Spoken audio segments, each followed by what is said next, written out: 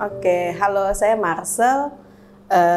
Kalau anak-anak panggil saya Mama Selin, usia 38 tahun, ibu dari 2 anak perempuan. Yang pertama Agnes Eltalia, usia 7 tahun. Yang kedua Magnolia Azalea, usia 2 tahun 4 bulan. Saya Hafni Azrina, umur 33 tahun. Saya mempunyai 2 orang anak. Yang pertama namanya Nasyauki Azahra, umur 7 tahun, sekarang udah kelas 1 SD. Yang kedua laki-laki, Muhammad Nazril Alfarizi, umur 3 tahun, lagi lucu-lucunya. Nama saya Yesi, anak saya bernama Gavinus Saverio Yusuf, umurnya 6 tahun, anaknya super lincah dan sangat bawel.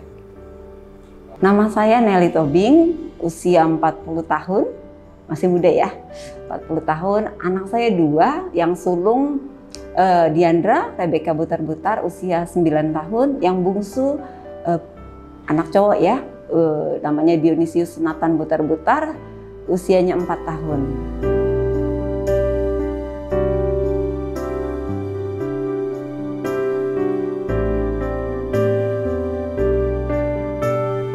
Yang paling mengesankan sebagai seorang ibu, sebelumnya saya wanita independen dan mandiri.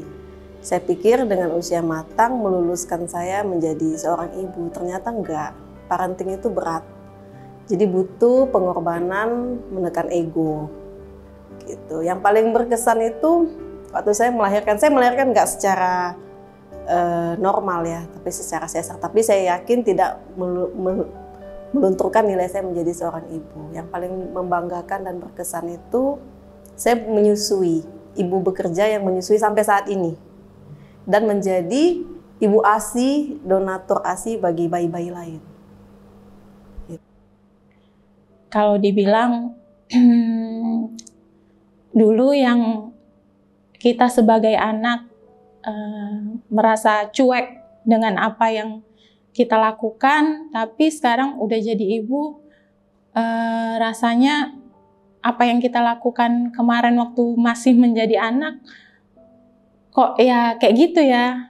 Seharusnya waktu kita menjadi anak, kita nggak boleh kayak gitu, harus lebih baik lagi kepada orang tua gitu. Ketika saya belajar memahami tentang sifat diri saya sendiri yang ada pada dalam diri anak saya. Di situ saya belajar di tengah menghadapi anxiety disorder saya memahami bagaimana caranya untuk menghadapi sifat anak saya yang sebenarnya itu adalah sifat saya sendiri. Belajar memahami bagaimana menghadapi diri saya sendiri dan terus belajar untuk berkembang menjadi ibu yang lebih baik versi saya dan untuk anak saya. Pengalaman mengesankan. Banyak ya, nggak bisa dirinci satu-satu karena sejak kelahiran itu semuanya mengesankan. Mulai dari berhasil melahirkan ya, normal, kemudian berhasil menyusui anak-anak saya lebih dari 2 tahun, membesarkan mereka sampai sekarang, itu semua mengesankan. Nggak ada satu momen pun yang tidak berkesan rasanya.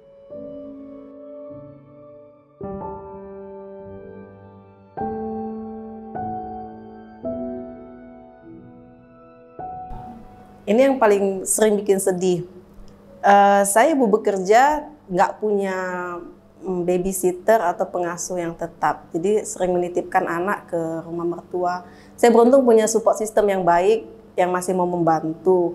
Dan papanya anak-anak itu cukup peran aktif ketika saya tidak di rumah. Jadi peran mengasuh itu sebenarnya bukan hanya tugas ibu, tapi juga tugas ayah. Jadi sama-sama. Mungkin ada sulit, tapi di balik kesulitan itu ada kebahagiaan yang kita dapat gitu. Ya waktu pagi-pagi sih ya, rempong di saat kita pergi kerja, harus ngurusin anak sekolah, harus ngurusin keadaan rumah. Ya itu yang menurut saya saat ini lagi rempong-rempongnya. Kita kan harus pergi kerja kan pagi-pagi, anak sekolah, ngurusin anak yang di rumah. Itu sih. Kesulitannya itu pasti sebenarnya kita tidak bisa full time ya sama anak, hanya bisa di jam kerja saja. Tapi cara mengatasinya begitu pulang kerja, saya langsung ambil waktu untuk bermain, belajar dan berbicara tentang anak saya, menanyakan kepada dia apa yang terjadi hari ini. Bagaimana perasaannya hari ini, ada kesel atau enggak, ada marah atau enggak, bercerita kepada kami dan sambil memahami dan menasehati dia untuk dapat mengatasi cara bagaimana ketika dia menghadapi masalah-masalah itu ketika kami sedang bekerja. Kesulitannya pasti ada lah ya. Ketika kita dikejar deadline buat materi, di mana di situ anak juga merengek minta dikelonin tidur.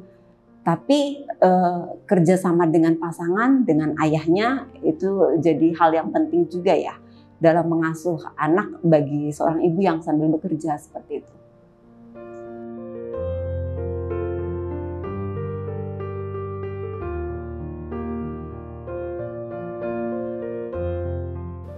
Sering.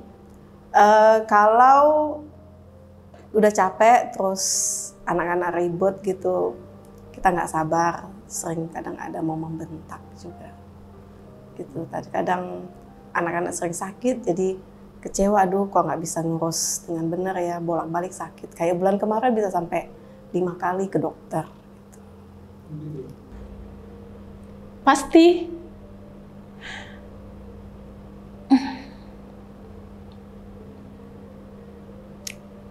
di saat kita marah sama anak, kayaknya itu ngerasa gagal. Saat ini mungkin saya harus banyak belajar untuk menahan emosi, untuk meluaskan kesabaran lagi. Karena ya anak umur segitu kita harus kuat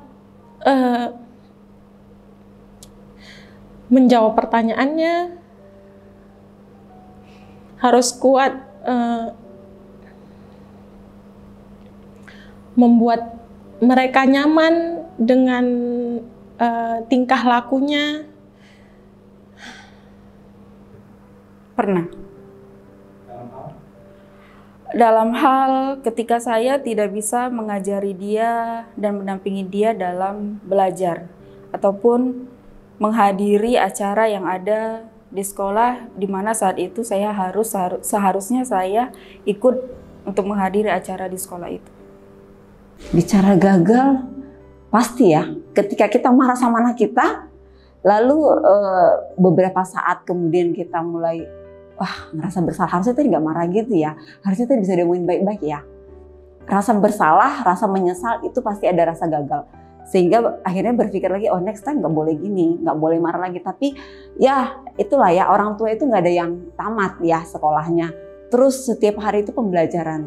Walaupun kadang masih berulang hal yang sama, tapi keinginan untuk berubah, menjadi lebih baik, menjadi orang tua yang lebih baik, itu yang harus lebih diperkuat ya di dalam hati, di pikiran juga. Terus belajar, nggak bisa kita katakan walaupun tidak ada yang tamat, tapi setiap orang tua juga harus ya belajar parenting itu seperti apa. Dari pakar-pakarnya kita juga belajar, pengalaman orang lain juga kita harus belajar, karena memang nggak ada rumus ya, nggak ada resep yang satu resep yang tepat untuk menjadi orang tua. Nggak ada rumus baku untuk menjadi orang tua.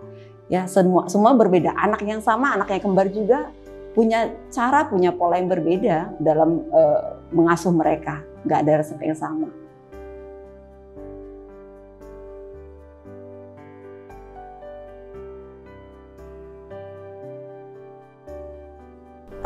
Nggak apa-apa sih. Yang penting mereka tumbuh kembangnya baik, tidak merugikan orang dan bisa berbahagia. Nggak apa-apa. Untuk saat ini sih ya, mungkin ya masih kecil ya anak ya. Kalau prinsip saya untuk pendidikan untuk kita pasti sebagai orang tua berharap menjadi yang terbaik. Tapi apa yang mereka inginkan itu yang harus kita dukung. Apa yang mereka inginkan itu yang harus kita kasih semangat gitu.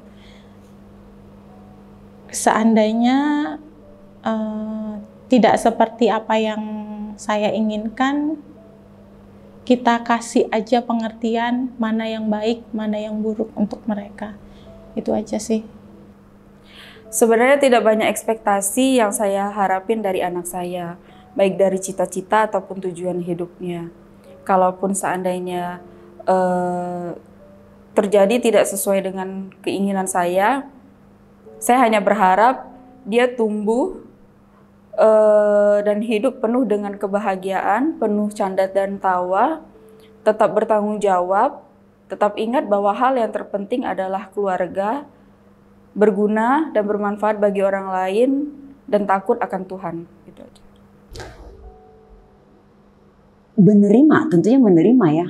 Ya, setiap anak, setiap orang tua bisa mempersiapkan masa depan untuk anaknya. Tapi yang terbaik adalah memberikan masa depan ya kepada setiap anak. Tapi yang paling penting adalah mempersiapkan mereka saat ini untuk menghadapi diri mereka di masa depan.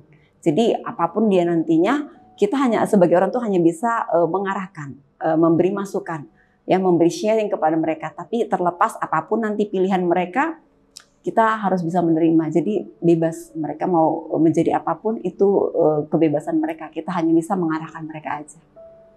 Ya, jadi dibilang kecewa harusnya enggak ya.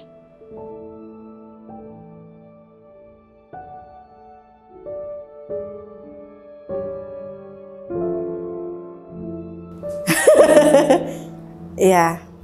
Boleh diputar videonya dulu tengah dulu ya. Boleh putar videonya dulu ya.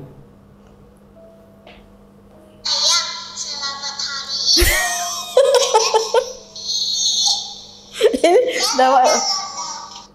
Ini dapat hari. Papanya nggak cerita ini. Ini lo surprise. Iya ya.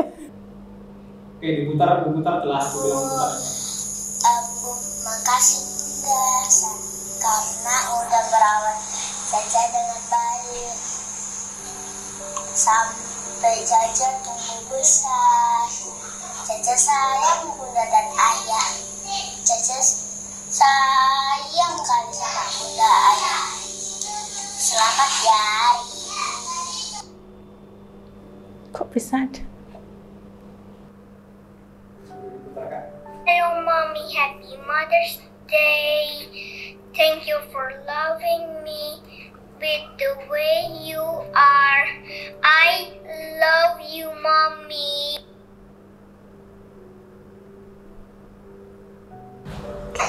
Hai, Mama. Selamat Hari Ibu buat Mama dari Diandra dan Dio. Terima kasih karena sudah menjadi Mama yang terbaik bagi kami.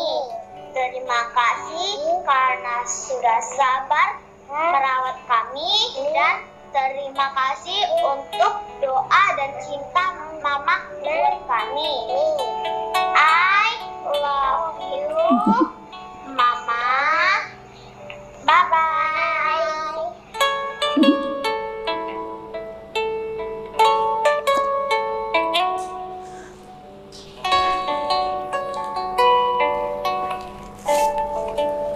Kapan ini rekamannya? Thank you ya.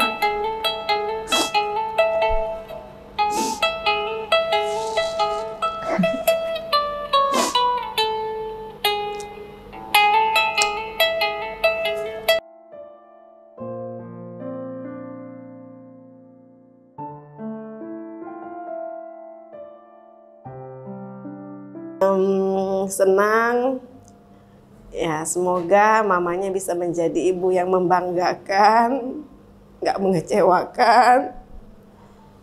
Terus kalau misalnya mamanya masih sering marah, bukan berarti nggak sayang. Percayalah, cinta papa dan mama itu yang paling besar untuk Tata dan Noli.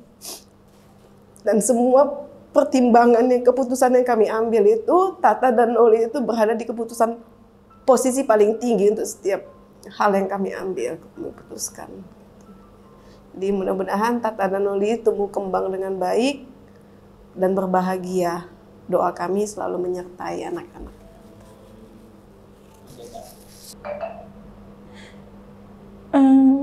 Caca ini pintar, mandiri.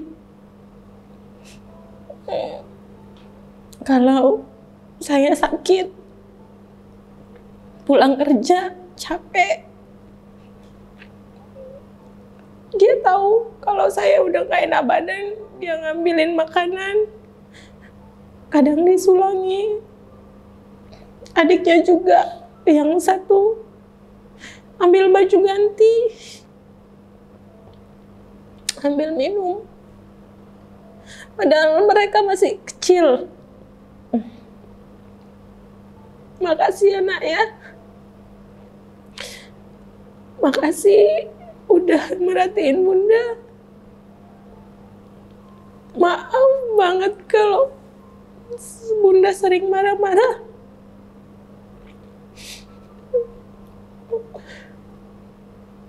Maaf kalau misalnya bunda masih nggak terkontrol emosinya. Bantu bunda untuk kontrol emosi. Makasih ya nak ya. Kalian hebat, kalian luar biasa. Kalau nggak ada kalian, bunda mungkin nggak bisa sekuat ini. Bunda sayang kalian. Sayang Caca, sayang kakak, sayang Ende. Makasih ya nak ya. Love you. Ya, I love you too Vino. Tidak banyak yang Mama minta dari Vino. Mama cuma minta Vino untuk tumbuh menjadi anak yang bahagia, penuh canda dan tawa di setiap harinya, tetap bertanggung jawab kepada sekelilingnya, takut akan Tuhan, bermanfaat bagi sekelilingnya, dan ingat bahwa Vino adalah seorang yang family man yang Mama tahu. Hal yang terpenting dari family man adalah keluarga adalah nomor satu. From the deepest of my heart, I love you so much, Vino. Yang mau saya sampaikan apa ya? Terima kasih buat kakak Diandra, buat radio, sudah jadi anak mama ya. Terima kasih buat Tuhan udah kasih kalian berdua. Karena kalian berdua sempurnakan hidup mama, membuat mama jadi mama. Ya, kalau kalian nggak ada, mama cuma jadi seorang wanita aja. Tapi kalian ada, mama sempurna jadi seorang wanita. Bertumbuh besar, bertumbuh sehat, dan jadi diri kalian sendiri. Dan berharap kalian bisa bangga sama mama sama papa karena sudah punya orang tua seperti kami. Dan yang paling utama sebenarnya terima kasih juga buat Papa Diandra. Hubungan komunikasi yang baik antara ayah, ibu, suami istri ya, itu sangat berpengaruh terhadap tumbuh kembangnya anak. Bangun komunikasi yang baik buat siapapun pasangan yang ada di dunia ini harus jadi orang tua yang bahagia.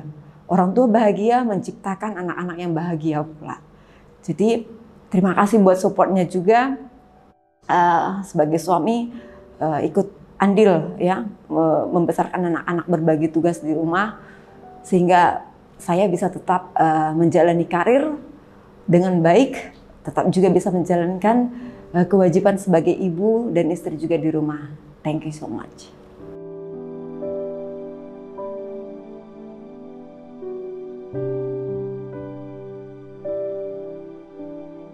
Apa ya? Yang paling utama jaga kesehatan, itu utama. Karena seorang ibu nggak boleh sakit. Kalau seorang ibu sakit, kapal oleng kapten katanya. Jadi jaga kesehatan fisik, mental. Kalau kira-kira memang kita rasa capek, hentikan semua. Stop, nggak usah beresin rumah. Sampai kita pulih lagi, sehat lagi, kerjakan lagi. Kemudian manajemen waktu, berbagi ya, manajemen waktu, atur supaya nggak keteteran pekerjaan kantor, nggak keteteran juga untuk tanggung jawab di rumah. Ya, jadi tetap usahakan sehat baik mental maupun fisik, itu yang utama. Tetap semangat buat semua ibu dimanapun, semua kalian hebat. Karena apa? Tidak ada ibu yang terbaik yang bisa menjadi contoh, tapi setiap ibu adalah ibu yang terbaik bagi anak-anaknya. Jadi tetap berusaha berikan yang terbaik buat anak-anak kalian. Semangat!